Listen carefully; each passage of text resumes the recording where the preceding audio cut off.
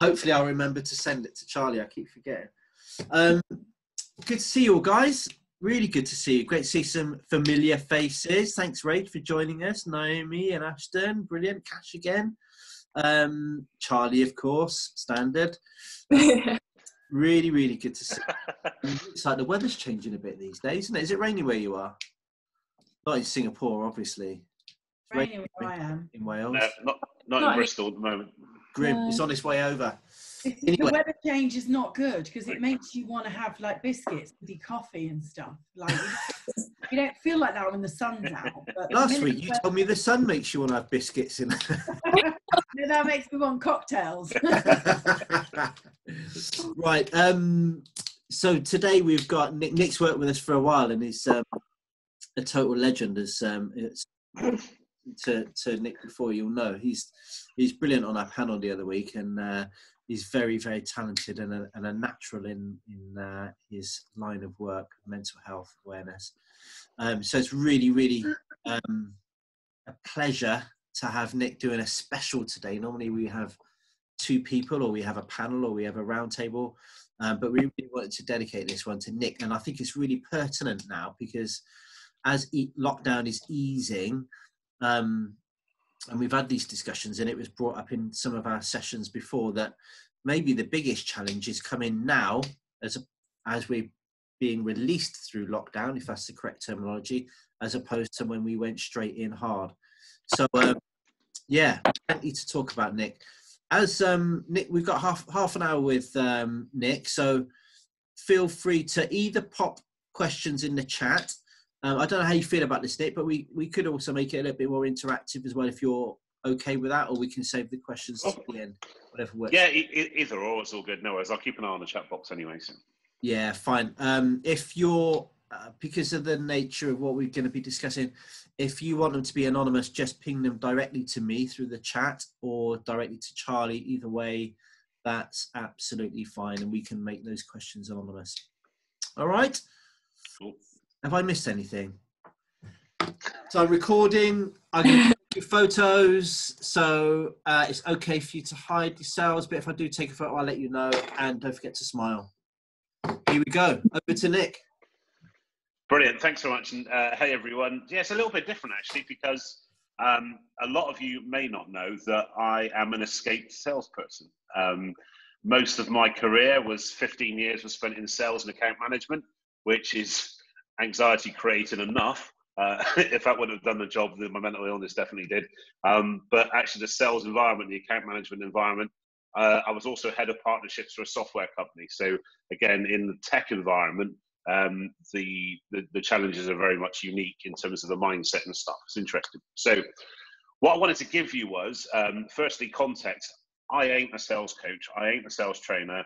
Rachel's amazing. This is just basically my cheap therapy session around my sales stuff that I've noted down to chat through you. I'll just basically list a list of bullet points, which I'll give you as a PDF after the talk. But I made some notes on actually my experiences. So I want to stick to the lived experience, but of sales, tied in with mental health and stuff, which actually played a big part in kind of, it was an equal path along my own journey, was my journey through business and sales, and actually my journey from recovery from breakdown. So the first thing I want to say is this: get good, not perfect. Because actually, especially with a lot of mental health challenges, perfectionism is rife. And actually what I found is that as long as we have an offer or confidence which is good enough, that's good enough to get going. And actually it's only when we get going do we then get the feedback on where we can go from there. So if you take it into the speaking world, a great example is if somebody says to me, what kind of speaker am I about themselves? Actually, the answer is, you don't know. That's not for you to make a call. When I first started out speaking, I was just a speaker. It was only after the audience, but feedback after feedback was telling me, actually, I felt really inspired by that. That was really inspirational. Then I started calling myself an inspirational speaker. And then that bypassed that imposter syndrome thing that we all get when we feel that we're somewhere we're not meant to be. And I see that a lot in sales, that people get either promoted above their own ambitions, so actually they stand in their own way, or actually getting to a point where you're promoted above the people you've been on the same level with for years. And actually that's a real challenge in every walk of life, in every industry. It's a real challenge. So my first tip is to get good, not perfect. Just the momentum. Hey, Rach, see what I did? Just the momentum of just the momentum of doing stuff really does generate that kind of dynamo of activity, and activity is massive. The other thing I want to mention this is a great rule for life anyway, is to never assume. Is never to assume an outcome to anything, because actually we'll either be overly confident and then we'll get kicked on our ass when it doesn't go our way, or we will always catastrophize the outcome of our pursuits. And I think especially in the sales world, the amount of times, and you guys would have experienced this, the amount of times I've predicted outcomes that never actually happened, but also it could be something like, I've not heard from them in a while, and then by some weird kind of universal magic within a day you've heard from them, you've got next order. The problem you have when you combine that with anxiety is the fact that you're always on that constant loop of worrying about, have you lost a business? And when we go into the mode where we don't feel confident and strong enough in our mindset, we will give ourselves away. We will give our business away. I mean, I'm quite honest about this stuff. I was saying to Tudor, I had a 15-year career in sales. Looking back, I was rubbish. I built a sales career on relationship building, and that was it. If you look at my sales principles, my sales tools and stuff, there was none really. I just chatted to people, and by the way, I sold stuff, that kind of thing, which worked. But if I knew what I know now, I would have been a lot better. But that goes for all of us, I guess, doesn't it?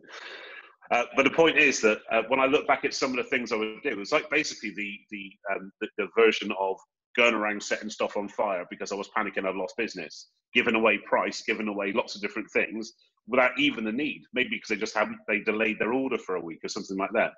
So actually by taking away the assumption, that's really, really powerful thing to do. The next one is to let go of control. So I think you need to there's 3 C's that I work on now and always have done, I guess, since I've felt in a stronger place. And that's courage, conviction, and confidence. And if those 3 things are in place, we can then let go of the outcome. Because actually what we're trying to do is to create the conditions where people buy from you, not actually sell in that sense. So if you've done everything that you can and you've done it in the right way for you, and your product is straight, your offering is straight, then actually let go of control of that, because anxiety is linked to the outcome of things, not the actual doing things. When we're doing stuff, that's why when you walk around or run around, nervous energy goes. But if you're doing that in a business environment, you could end up doing more than you have to and potentially damaging that relationship. So to let go of control of that actually just gets that little mindset thing out of the way, that you're taking ownership of the failure potentially, or ownership of the success, and we're just left with what is actually the truth. I love this one. The best things happen by mistake. There have been things in my head, and that could be lines in talks or sales pitches, that in my head, this is going to be amazing. And then I've delivered them, and it bloody bombs. It just absolutely dives off a cliff. And there's things that I just never planned, but I've tripped over the work. So for me, I think there's some assurance in knowing the fact the best things can happen by mistake. The most exciting things, the best styles, the best relationships can happen by mistake. So again, there's a lot of kind of power in being organized, but to the extent of letting go of control of the outcomes of those things. And actually, if things aren't going your way, again, it really comes back to that thing that every storm runs out of rain, that we kind of think that our adversities define us, but actually they don't. This is an adversity. The whole lockdown, the coronavirus thing is an adversity. And as Tudor rightly said, and all the feedback I'm getting from my clients is that the biggest challenges are yet to come from a mental health perspective. Easing lockdown is creating more anxiety than going into lockdown. And as I mentioned before, actually, it's not the ground troops, it's the people in the middle, the people that look after people, that is a real challenge. So, for example, I've got a heart condition, so I'm in no rush to go out at all, so I'm shielding. So, again, that kind of assumption, I never would have assumed this was going to happen. No one really planned for a pandemic this year, but everyone's just trying to create a new reality as they go. So for me, if I'm being honest, and this is speculation, but as a speaker, I think the next time I'm going to be in a boardroom of people that are without social distancing, or the next time I'm speaking at London XL without social distancing, it's going to be 2022. I actually think the rest of next year, we will not be in a position where we're not social distancing. Now, that's speculation, that's a guess. But actually, going back to my thing, what I mentioned last time, that acknowledgement. As soon as we acknowledge that that's pretty brutal, we can then start to go into survival mode. What we're going to do about this? And you've all got those things for your business, for your sales techniques, for whatever you may be. You've all got those things, and once we acknowledge that, we can start to work with it. But unless we acknowledge that, we're kind of wishing for the best. And again, I was chatting to Rachel and Tudor just before we came on this call, but even today, until I got on this call, just in one morning, I've had 5 paid bookings. Commercially, the business is now as strong as it was before lockdown. I had 8 weeks of the 10-week period when nothing was coming in. And now suddenly it's like a tap turned back on. And the sole reason, it was because I didn't drop visibility, I didn't drop contact, I didn't drop profile, I kept on keeping on. Because actually now I'm in a healthy position, and I'll be quite honest, with less competition. Because a lot of people have gone off the radar completely. So now they're coming to somebody else to work with them. So right now is an amazing opportunity to pick up new clients, paid business. And that hopefully it means that everybody's going to stop trying to give their stuff away for free. I nearly swore then, Tudor, so I ran myself in there. Little ranty on that bit. That a lot of people I've seen, a lot of people in different industries have given away everything for free. Right, now we're back to a form of normal. What do you expect people to buy? All of your stuff's out there. All of your tools are out there, your techniques, your content, your delivery. So again, it's bearing in mind, if you're creating a new business or a new reality for the next 18 months, potentially, without social distancing, what does that look like? And that will all look different for where you are. So the other thing is to set your boundaries. Your boundaries are really important. So this could also fall down into managing expectations. So I do a lot of work in the accounting industry. So Boris Johnson will get on and do a conference and say, right, this tax break is now available. The accountant's clients will then 2 minutes later go on and say, right, okay, I've just heard this is available, where do I apply? Well, I don't know. I've just literally heard the same announcement as you, because they haven't set the expectations to their clients of, if something's announced, this is going to be the time process. Or they've not set the boundaries of, you can only reach me between these hours. Or it's going to take this long to get through stuff. Or even worse, in the accountancy industry, is rife at the moment, that they're offering to do a lot of stuff for free, like the furlough stuff, when actually it's paid hours. It takes them hours to complete that stuff, but they feel compelled to do it for free. So we've kind of like really messed up our boundaries, really. We're now kind of intertwining our personal and our work life and lots of different things. And as you guys know with me, those boundaries need to be in place so that we can recharge and go again. So setting your boundaries is really, really important. But with your clients, having the courage to set the ground rules. And actually, as I say to kind of people that I work with, I say to prospects of mine, that actually, this is how I do business in terms of commercially and fee, and this is how I look, that kind of stuff, that comes into the mix. And if I lose that, I'm prepared to lose, because actually it's not doing business on my terms. And in our own way, we need to do that. We need to kind of manage our customers. Now more than ever, we can start to build our strength as a supplier, as a service provider, and have the confidence, courage, and conviction in ourselves to make our own stands in our own little way, even in an environment. The next point is power in your process. So my process is very simple, actually. I'm quite happy to share what I do, because it's not rocket science, trust me. So what I do every single day is that I will connect with my main source of business is HR leaders of people with 1,000 staff plus. That's a generalization, but it's good to know what your niche is. So every single day on LinkedIn, I will connect or message or inbox, whatever that may be, 100 HR leaders from the UK. There's a little tool I use, which could be good if you are prospecting, called DuxSoup, D-U-X-S-O-U-P. And LinkedIn hates it because it's a piece of basically pirate software, but it sits on your Chrome browser. So once you've generated your list of prospects, it will automatically visit all of their profiles in person. So I do 100 that I've done myself and 100 through DuxSoup. Of that 100 through DuxSoup, 20 will look back at my profile. Of the 20 that look back for my profile, 5 will make contact. So basically that's 25 new people that I've not had to contacting me every week. From the 100 that I've contacted, I would say even 40% connect with me, first and foremost. So what I make sure I do is that all of my social media channels, Instagram, LinkedIn, Twitter, and Facebook page, they are all up to date and sharing relevant content to what I'm trying to achieve with those people. It's amazing how much social proof there is without you even knowing. and especially if you run your own business, most of the bookings I get now, they've done their homework before they've got to me. When they get to me, they're in a position to buy. And I think that, again, that goes back to what I'm saying about creating the conditions that people buy from you. So actually, what do those conditions look like? So for me, through reviews and photos and videos and testimonials and lots of different things, that's all out there. They do their social proof, they come to me. But the thing is, we need to be active on each of those 4 channels, because if I speak at the university, then it's Instagram is the channel that people reach me, because that's the generational social media platform for that generation. If it's corporate, it's LinkedIn. If it's kind of somewhere in between or social groups, it's Facebook and Twitter.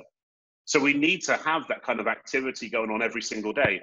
It takes about an hour a day, and I've reached 200 people, and over the week I've got 50 new prospects, 50 new people that I've connected with their networks. So actually, it's no wonder I don't actually sell anymore apart from that. I don't have to reach out to anybody else. The other thing I will say about that is when you've got all of your profiles linked, and when you've got the all pointing the right way, all with a consistent branding, then you can start to kind of post things like reviews and testimonials and things. But active content all the time.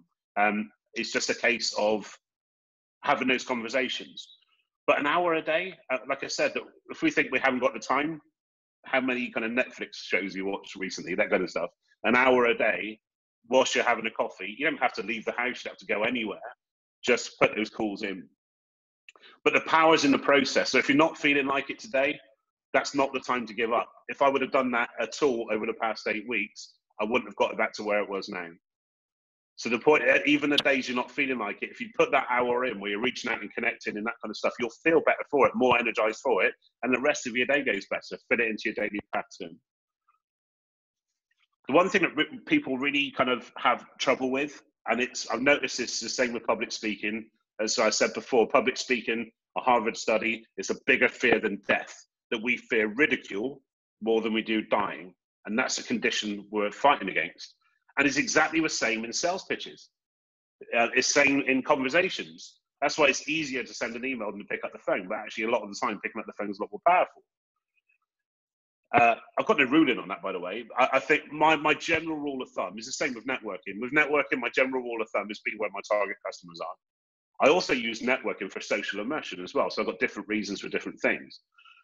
But in terms of selling, I communicate with my clients and my prospects where they reach me on first. So it could be through WhatsApp or it could be through Facebook Messenger, but actually where they want to be. But the most powerful thing about this is the fact that the biggest fear is wrapped around engaging on something, because once we've gone on something, we'll then put ourselves open to questioning, to ridicule, to people saying no, or actually, so through my work with contact centers and things, being told a lot stronger than no, that they're not really interested in what you've got to say, thank you very much, have a nice day, kind of thing. But actually, it gets a lot more powerful. There's only so many times a day you can get told to F off before your resilience really starts to drain. And I think that's the important factor, is because we decided to go on things, that's where we leave ourselves vulnerable. The best way of doing that is practice vulnerability daily. Every single day, if you start to show more of yourself, you become bulletproof. But because we try and hide ourselves, we become more kind of sensitized, we become wrapped up in that, and it becomes more of a shield, becomes more of a mask. And trust me, from somebody who wore a mask for so many years, that can only lead one way. And it did for me. And as you guys know from before, those were on there. It's kind of masking my stuff for a long time brought me to the position of burnout and breakdown. Don't want to go there. It's not a nice place. Anyway, so there's a kind of a process that I use for everything I do. And for those who use like Trello, it's like a project management tool. I basically set up 5 columns, and it's plan, engage, deliver, review, and repeat. So I'm going to put the PDF on here. Plan, obviously you plan how you're going to go forward, what you're going to do, what your process is. But then the most important thing is do it. Actually go on it, engage on it. And then you can start to deliver what you have engaged them on. Then once you've done those 3 things, you can then review, right, how did that go? And then you repeat. So for example, when I was switching all of my stuff online, so for me, online is now the new normal. And when social distancing isn't a thing and I am allowed back out and everything else, actually in person will be the premium. So again, I've got a new task now. My new project, my new kind of goal is to raise my profile and visibility by doing the online stuff, so that when I do get to go in person again, it's going to be an absolute premium. So you'll constantly shift your goals and constantly shift your intentions. But with that process, you get to review. So a lot of the problems start on our own head. Remember our conditioning. I actually said 10 weeks ago that would never work online. I can't deliver a speaking workshop online. Actually, I can. I was lying to myself because I actually tried it. And that's the thing. But what I did, I messed up along the way. I tried a 4-hour session and it wasn't long enough and it was a little bit weird. Then I went to a day session and I just started to trial and error things. Because I'm in the middle of a family dinner. And I usually so, but it's only by putting yourself out there and doing stuff and saying stuff and lots of different things can you then review it and then repeat. Go over that same process again, take it through the process. And what you end up with is a constant evolution. The same talk that I delivered at a networking meeting 7 years ago as my recovery from breakdown is the same one that I get paid to deliver worldwide now. It's just evolved along the way. And it's the same with your pitches, your relationships, building rapport, building trust. It's all about reviewing what you're doing. The next element is staying connected. So I use like a CRM system, I guess a lot of you guys do, which basically is no more than just a little heads up for me to engage with people on a regular basis. So it could be, so even very simply, for example, somebody that I've connected with or emailed or quoted, all that kind of stuff, actually, even if they're not going, because again, going to a no is just as strong as going to a yes. If they said no, then it's important they don't fall off of my radar and I don't fall off of their radar. So every month I'll just have a little nudge. I might go onto their LinkedIn profile and have a little comment or share some of their stuff, or just little touches and lots of little baby touches. Very, very rarely do I end up not doing business with people that I engage with. It may take, actually the longest one was 4 years when I was in sales. But a lot of people won't go that far. And that's why we need to go above and beyond what other people do. Go above and beyond what your competitors do. Because they haven't got the patience. I've got a slight advantage. OCD means I'm fantastic with lists. My Spotify playlists are like amazing. It's so in order and stuff. But it doesn't let me forget. It doesn't let me forget to kind of give people those nudges. Closing in on the end now, so engaging wisely. Never approach or have a conversation with a client from a position of fear. Done that, been there, basically was the version of burning everything down. If I'm in a position of fear, that means I'm either giving stuff away or I'm doing something which isn't aligned with what I usually do. And you see this kind of right now with lockdown and with the pandemic and stuff, a lot of people are acting from a position of fear. They're doing things, they're saying things that are not them. So we need to have some compassion, some understanding that if that person is you, the last person you want to be speaking to in that situation is your clients, it's your customers. That being said, using calmly vulnerability really, really works. I think honesty is a superpower, genuinely. I know when I first went into lockdown, I actually phoned my biggest client and I said, Steve, here's the truth. I really need your payment to go through on Monday because I know they were closing their offices on Tuesday for however long. Really need your payment. Could you help me out? That'd be a massive help. And actually not being afraid to be honest enough to say, that really matters to me. Like genuinely, that would make a real difference. And he did, he pushed it through. And he said afterwards, if he wouldn't have done that, they wouldn't have done it in time for me then. I would still be waiting for that money now. And that money will see me through to the end of the year. So again, don't be afraid to use honesty as well, to show more of yourself, to be vulnerable. If something really matters to you, tell them it matters to you. Tell them something about you. Tell them why it matters to you. But again, when you're from a position of calm, not when you're in a position of fear. And finally, as I end all of my stuff with, is recovery, is that sales can be tiring, sales can be frustrating and everything else, but also you run on high energy and nervous energy a lot of the time. You run on high anxiety, always chasing the next sale, always worrying about the commission. You get to the first of the next month, you start again at zero. It's like a raw Groundhog Month scenario. So you need to schedule in recovery to make sure that you recharge in every single day to go again. If you look at your diaries now, your calendars now, if you fill your diary up with work stuff and then your family stuff, actually, where do you feature in your own life? Do you feature in your own life? Every single day in your diary, you should have some space for you to recharge and go again the day after. Because if you don't, you won't go. You won't go again the day after much longer. You can only run for so long before you stop, and that's the truth. And speaking of somebody who's been there, it's not a great place to go. So I'm just kind of looking out for you guys. But recharge and go again.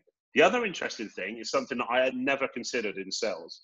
I was an introvert working in an extrovert's world, and I never realized it. By the definition of introvert, I mean I recharge in my own company. So I was constantly putting myself out there and always wondering why I was so wiped out the day after the day.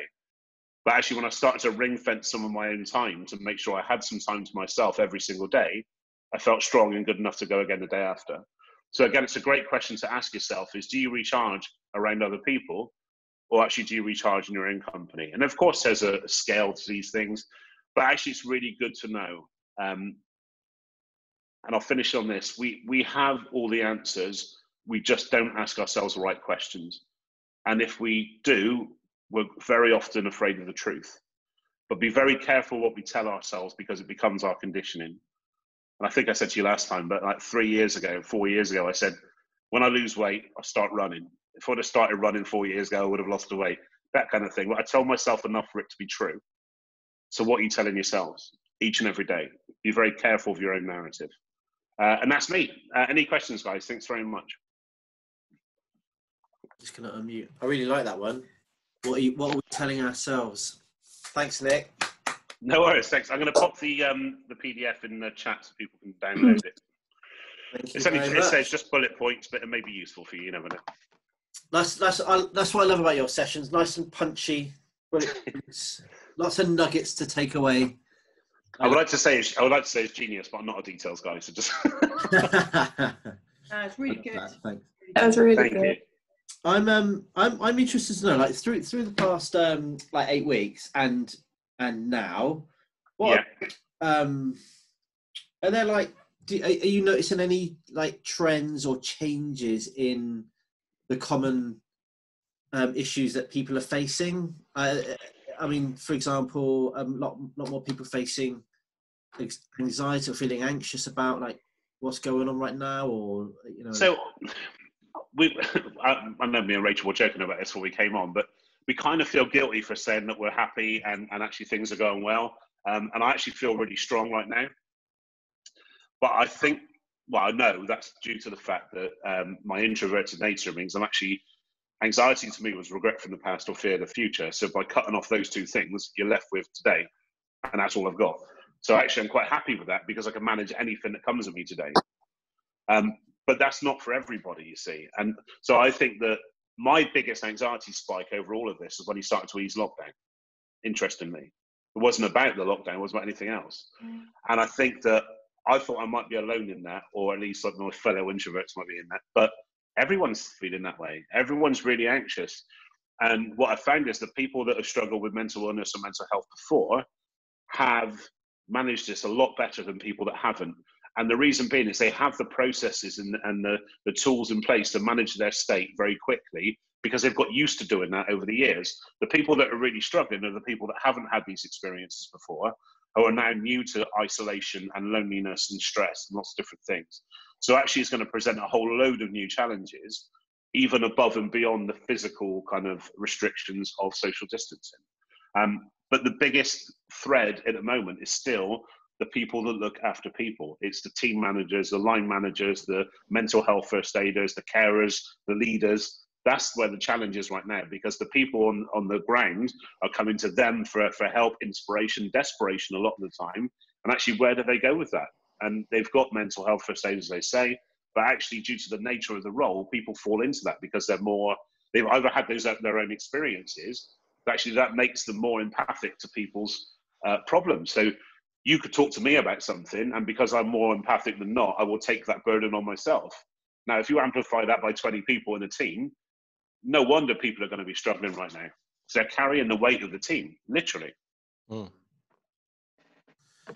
There's so many things to, well, kind of be anxious about right now, isn't it? Because it's almost like fear of the unknown. I speak to so many people who are being made redundant. We don't know whether there's going to be a huge bounce back or there's going to be a big depression, or You know, there's just so many. It's just nobody knows what is ahead, do they? Really? You're right, and I think actually that means that the answer is quite obvious. The answer is to go into Groundhog Day mode, to actually take each day as it comes. Well, I know it's a really old kind of.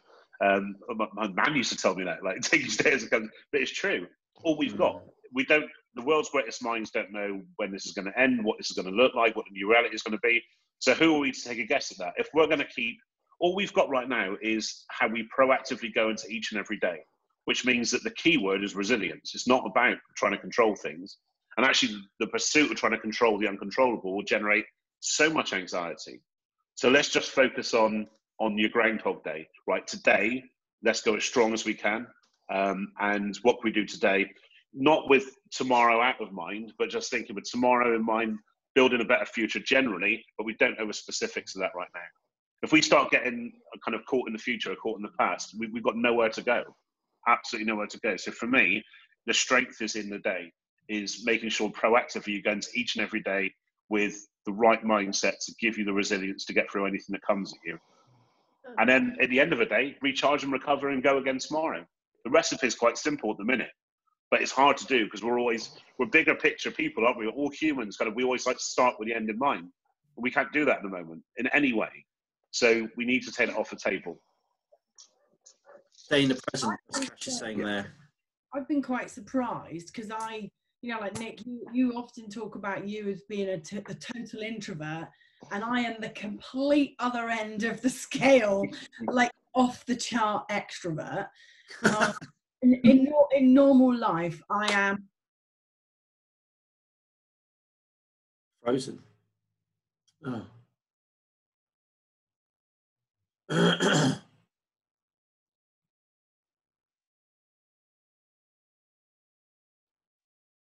not missing anything. Like you would expect an introvert. You need to get invited to better parties then, Rachel. Well, maybe, Cash, maybe I just go to crap parties, but I've really enjoyed it. You know, just embracing that slower pace and having time to think and not being darting around in my car all the time. I've been really quite surprised. And you put on that the one time that I started to feel a bit wobbly was when they started, releasing us a little bit and saying, oh, you can do this. And you know what I started doing? Cleaning cupboards. I mean, like clearing out the fridge and moving cupboards around because I was like, oh, no, you can't do that. I need to control something. I know what I'll do. I'll control the cupboards and I'll start cleaning. It was crazy. Absolutely crazy. It is. I'm just digging out a link for Naomi because she's asked about how do you kind of build and maintain resilience. So I'm just going to pop a link on now. I did a series of videos on my 2-minute topics videos on that. So that's the link for the YouTube videos. But in essence, I think the power is in the routine at the moment, is actually making sure that your routine allows every element of your life. Also having the courage to say to people that you live with, I need some space. I need to have that time to kind of download and go through stuff and like everybody else does.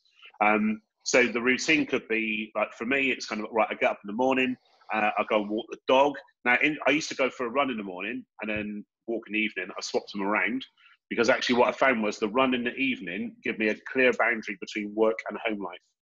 And actually it gave me energy to go into my home time because I had shaken myself up. I'd run and got the energy. And actually what I was finding before was about 8 o'clock, I was knackered and want to go to bed because you weren't giving yourself that switch off, just basically going from the dining table to the sofa and that's it. So things like that, having a routine, things like moving, being able to just to stand up every hour, go and get a glass of water, have a walk around the garden, have a walk around the living room. Just keep doing things that just keeps you may even have to set an alarm to move every hour because hours go like that. You'd be sat at your laptop for 4, 5, 6 hours and actually unable to move. So it's kind of like, so I think the power is in the routine, making sure that you stop for lunch, making sure that you, just do lots of different things that just give you an all-rounded day because actually it'd be very easy to get overwhelmed or disconnected right now. I mean, routines have completely been turned on their head. Well, for me, they have. We've got the kids at home trying to do home learning, trying to juggle work. The other half's off, and that's quite hard to kind of keep a rigid we're only getting into routine now. And now we're coming out of lockdown, it's, oh my God, it's going to change again. But yeah, it's right. Have some kind of structure, haven't you? It is. I think routine's important. There's also something else that's worth trying, which is pretty cool, which is gamification. So starting to put rewards onto your to-do list. So I don't know what you guys like doing. I'm a bit of a gamer, so I love gaming. So I'll think, right, okay, well, if I get through this by 11, I'll go and have half hour on the PlayStation. So actually, you're sticking a reward on something, and everyone's got different rewards. To start with, it was biscuits, but I was eating far too many of them, so I stopped that now. But actually, doing a rewards mechanism, gamification, means that you start to throw some fun into the mix. So like today, I've had to do a lot of proposals, which is, I'm not a details guy, but it's got to be done. So actually, my kind of treat is that once I've done this, I'm just going to switch off for an hour. I'm just going to sit out in the garden and just chill out a bit, as long as that rain's not come over from Wales. And that means that after that, I can go again stronger. I think resilience for me is just putting those bits every single day in place where it's just a distraction.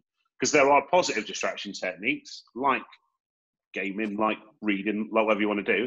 But there's also other distraction techniques, which a lot of people are turned to, which is like alcohol, drugs, and there's lots of different things you can do to distract yourself. So choose positive distractions instead. Do you do meditation at all? I've recently had a go at yoga, and actually, I found it quite useful. I felt really good after it, but I haven't been able to get in the routine of doing it. But yeah, I found it quite useful. Do you do anything like that? So I do. I've not tried yoga. Hated it. I have.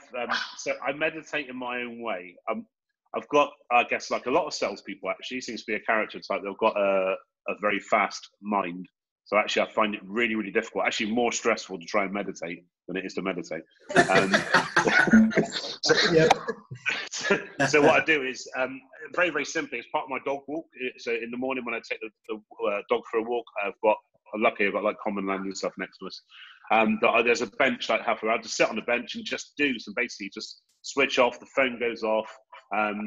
She goes for a run. And I just sit there and just let stuff sink in and breathe. So it's kind of really a loose way of meditation. But I have actually found the process of trying to meditate more stressful than not. I agree with that. You should try it with 4 kids on the go. You've got 4 kids. Yeah. You've been busy, Tudor. Yeah. You got to get a tally, mate. I agree with that on the meditation. I tried to meditate and failed miserably. But the one time I did it was actually on Zoom, which I never thought was even possible, with a whole group of people doing a group meditation. And I knew I was in a group, my brain just felt more able to switch off. It was quite good. It was really interesting. Really good. So I am trying on that front. There's an app that I started using, a brain training app called Elevate, and that's been amazing actually. Let me just check I've got the right name on that. Yeah, so there's an app called Elevate, which isn't the cheapest, because I think you buy like a year subscription, but it's basically constant brain training, and it kind of AI built in, that means it can start to work around what your weaknesses are. And I found that an amazing kind of positive thing, because every day it's saying, right, let's do this, take some time out. And I haven't done kind of like schoolwork, because it's school kind of thing, like most people haven't kind of. So that's been really good focus. But they've got an app which is like a sister app called Balance. Now, again, it's not the cheapest. It's about 50 quid for the year. But that is starting to make me think differently about meditation. I think for me, I live in Yate, just north of Bristol. We've got no like sunsets like Cash. We've got no like mountains or anything. So I find it really difficult to find that Zen point when you're surrounded by suburbia. But actually, this app is really useful. So yeah, check it out. I think it's got free trials on both of them, but I think essentially just do what's right for you. There seems to be a lot of like pressure and shaming around, if you haven't left this learning a new skill, then you're a bad human being. Yeah, I wouldn't say that's rubbish. Polite version. Literally, I said, people feel that they need to learn the flute if they've actually accomplished anything during lockdown. Screw that. Look, just do what's right for you. Do what makes you recharge and go again. It's different for everybody. I mean, gaming's a great one. So gaming for me is a real immersive distraction, because the games that I like are what they call open world games. So you can go anywhere. So I've got the freedom within the game that you don't have right now. So actually that gives me my release kind of thing. But then for some, gaming could also go the other way. It could actually make them quite aggressive. So again, it's horses for courses. You know what's good for you, really. But that comes back down to you have all the answers. You just don't ask yourself the right questions. Good point. Nick, tell us about this duck soup. I've never heard of that. What? Yeah, so duck soup. Duck soup. I think it's available for the Chrome store. It's about £13 a month-ish. Basically, it sits on your Chrome browser. So if you do a search on LinkedIn for HR directors, London, and you get your list like you do on any search, that if you leave that list open and you press run, it will run. Basically, it will take a long time, but you can run up to, I think it's 1,000 searches a day on your list, and then it won't revisit them if you visit them in the last 2 weeks. So it takes away the stalking bit. So once it's run itself through, you can download it as a spreadsheet. So basically, you're constantly mining new data for 14 quid a month. You can pay extra to get email addresses and things as well if they got them listed, but it's not LinkedIn approved. So I have been locked out of LinkedIn for 24 hours. Well, it's until midnight. So if I do too many searches, LinkedIn will lock me out till midnight, and then you can just go back in the day after. So it's not LinkedIn approved, and they're always shifting the boundaries. But for me, in terms of like prospecting, it's gold, really. Oh, wow. I've never heard of it. Have you heard of Lusher? Yeah, it's really cool. I use Lusher. Heard of that? It picks up the, it's like a plugin. It seems similar to that, but it picks up on the contact's mobile number and their email address. Oh, wow, that's cool. It's quite handy, yeah. It doesn't always work, but 9 times out of 10, it will, 19 times. Is that a Chrome thing as well? What's that, Lusher? Yeah, it's called Lusher. Yeah, do you use all right. Amy and Ashton? Yeah, it's okay. It doesn't always give you people's work emails, and I don't like hitting up people's personal emails. I just don't do well, it. look, as soon as I've really pissed off LinkedIn, I just start reaching for Lusher. Didn't mean to use bad language there, but duck soup sounds really good. I mean, Lusher. I'm going to try that duck soup. Sorry? I'm going to try that duck soup. It sounds good, actually, yeah. Yeah, we might invest because we keep getting locked out of LinkedIn. We do all of our prospecting on Sales Navigator. He sent over 800 in-mails. Can't use it for the month. Can't connect with more people. Like, honestly, we've been on chat. Like, can you help us? They're like, no, you've used all your things. Yeah. It's like, I have a job to do. And then they go, well, no, you're spammers. It's like, what? Do you not have the LinkedIn paid thingy version? Sales Nav. Yeah. We max it out. Oh, you're rinsing that as well, are you? Crikey. Yeah. Yeah. Hard. It's a hard job. So the one thing I will say, actually, whilst I've got the audience, is there's a lot of power in speaking in terms of being known as a key person of influence within what you do. And Rachel does this, and obviously now it's my job, but even before it's my job, I did it within a corporate environment. When I was head of partnerships for a software company, I could go and deliver an hour talk on electronic signatures, the legalities, and honestly, I don't know how I died several many times on boredom. However, I knew naff all about tech, but by delivering the talk in front of a room full of prospects, it was the biggest sales channel because you get known as a key person of influence. It was really weird that it was me above the founder, but there we go. So I think it's worth considering that based on my principle of if you want to network, be where your target audience is.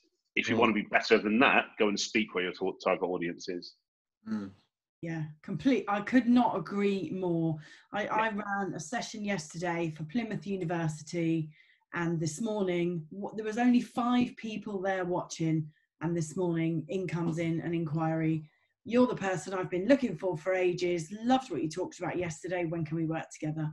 It is a powerful thing, but it takes some confidence, and it's not for everybody, but I think the more you take yourself out the comfort zone area and try things, the better you get.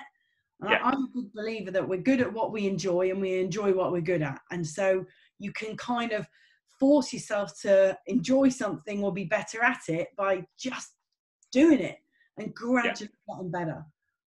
It's not for the faint-hearted, but then you're a public speaker. It's not.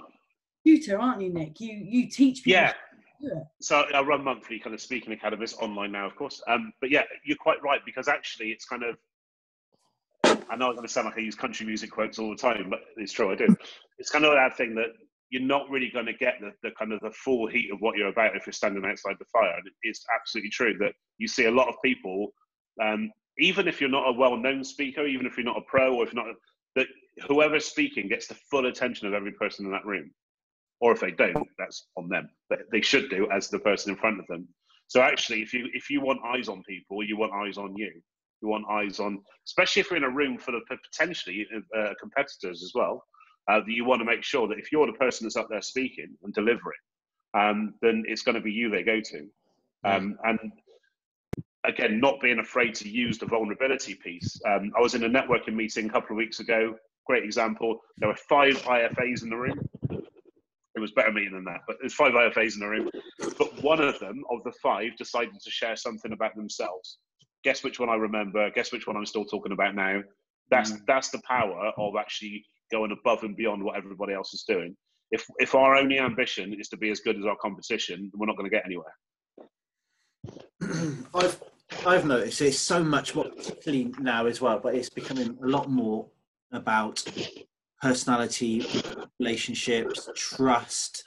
You know, I think when I first started in sales quite a long time ago, you know, it's about pitching them hard and, you know, features and benefits, stuff like that. And I rarely do any. I mean, I'm always doing a bit of new business, you know, like looking for new opportunities and things like that. But a lot of it just tends to come through recommendations, because I've got a strong relationship with somebody, one person, and that strong relationship with another, and then that comes, you know, and I just think, you know, like you say, you just be completely honest, be down to earth, you know, put a bit of personality into it, and just don't get scared of pitching a prospect, you know. And it's they're worth their weight in gold, aren't they? You know, one solid good business relationship is worth 100 others, you know, 100 of weaker ones. Something really weird happened for me in January. That was that I saw so many people on LinkedIn saying, you know, this is my New Year resolution, and I'm going to smash my goals, and it was all very overly positive and just a bit too much. And I thought, you know what, people don't want to read. People want to read about lessons learned and what would I do differently if I could go back. So I put a post out and said, I've had a pretty tough year actually. I hired a woman that wasn't the right woman, and it all tits up, but luckily it didn't. And I put a post out that was quite vulnerable, sharing what I'd learned from that terrible experience and sleepless nights. The amount of referrals I got, oh my God, because people read it, it resonated with them, and they thought, oh bless her, what can we do to help her? And I got this stream of support. It was amazing, really amazing. That's brilliant, and literally hat off to you. That's really good. I think the thing is, if we don't show our clients, our prospects, our true selves, we're either going to have to continually mask that, like forever, during that relationship, or it's going to feel disingenuous, because actually, and even the difference between meeting somebody online and offline, but if you build a persona online of being a certain thing, when they get to see you in person, they want you to be exactly the same. It's like when people go to see the Eagles, they want to hear Hotel California. They don't want to hear anything else. But it's exactly the same thing. They don't want a tribute act. They want the real you. So actually, the only way you do that is show you consistently. And that's when you start to build rapport and trust, is when you show yourself and they show their self. If I think about my top clients now, maybe the top 3 clients that spend like tens of thousands a year, each one of them, I know that I've been up against bigger and potentially better competitors than me in what I do. The difference was that I built a relationship early doors. Actually, I got to know them individually, and I showed more of me than the other people would have. Because actually, when people are in that kind of the area that I am, that they've got solutions and classes and everything else, but they haven't got this, because actually there's just me. That's it. The lived experience bit is fantastic, because when you start to show yourself, there's only you. You have no true competition. Whereas if you go into the line of, well, all recruitment companies do this, so I'm going to do this, actually you're just another recruitment company. So what makes you different to anybody else? The answer is you. Even within an organisation, the answer is always you. Yeah, it's a good point. Particularly if you're in a competitive environment, you know, people are just going, oh, they do this, so we should be doing that as well, or they do that, let's try and do it better than them. And I think sometimes you just, like you say, let go of the outcomes, let go, just think about what you're doing right now and what makes you think about the present. Then same with pricing as well. Pricing. So money for me, I know I'm probably going on a bit, so somebody shut up if you want to, but money for me and charging and fees and stuff, I'm getting on one there, it's a real anxiety trigger for me. Anything to do with money is a real anxiety trigger for me. So therefore, not only do I charge up front, even for people that work with me for a year retainer, they pay up front, so it's out of the way, it's not in the relationship. The other element of this is that I will charge more and be prepared to lose. So I know other speakers do that I do similar to what I do, charge a lot less, but the difference was that I was prepared to lose, because I'm confident enough in what I bring to the table to actually think I'm going to bring that value to them. And there's an argument to say, if you go in too cheap anyway, actually people don't see the value of that actually you can't be that good. And especially in an environment, I do a lot of work in London. And again, it's a commercial move that in London, I can pretty much charge double what I do anywhere else. The reason being, it's not kind of like an act of kind of massive entrepreneurism on my part. It's because actually, if I don't, I won't be considered good enough. I won't be, because that's a superficial level. They do their social thing, and they think you're half the price of every other speaker that's going. They're going to think actually it's not going to be good enough. It's not for what we want. So pricing is another huge factor to bring into the mix, especially with anxiety too. I always say to people, you should aim to always lose 20% of all your proposals based on price. Otherwise, you're not expensive enough. Yeah. Actually, Nick, I actually do have a question for you. Thanks for sharing. Oh, yes. I just wanted to know, as for you, as someone in your position, as what you say, someone of influence in your position, what is what would you find is the most fulfilling thing that you are doing right now? What exactly, what would you say is what gives you fulfillment in your current line of work right now? It's a great question. Thank you, Linus. And it's and thanks for connecting on LinkedIn too. And so for me, it's kind of, it falls under the lived experience bracket still. That I think lived experience to me covers, not only is it a niche, not only is it that kind of makes me unique, but also I know it gives people something different. And how I see lived experience in the mental health context is the fact it's something that takes people from the problem to the solution, but it ain't the solution. And I think there's the problem. You can lay on every single initiative, every single medical option, every single, whatever that may be, employee assistance program, but unless you get the engagement, nothing changes. So going back to Linus's question, the thing that really infuses me the most is that I know I'm taking people somewhere that they wouldn't have been taken without me doing my piece. That's kind of, in essence, what it's about for me. All right, thanks for answering the question. Working on the Edge webinars, that's what gives you the most fulfillment, isn't it? And that, of course. New lease of life. Right. Is any questions? I don't want to keep you too long, Nick. I know people are beginning to have to back on now. So, anyone got anything else? Oh, brilliant.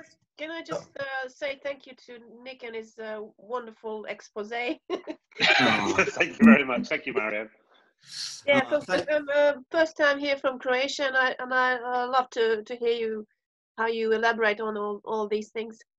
Amazing. Thank you very much. Nice to see you here as well. It's a really good session. Thank you, Nick. Thank you guys for joining us. Brilliant. Thank you, guys. And I hope to see you all at the next one. Thanks, Ashton. Thanks, Naomi. Cheers, Charlie. Cheers. Thank you, guys. Thanks again. Thanks. See you Thanks guys. a lot. Cheers.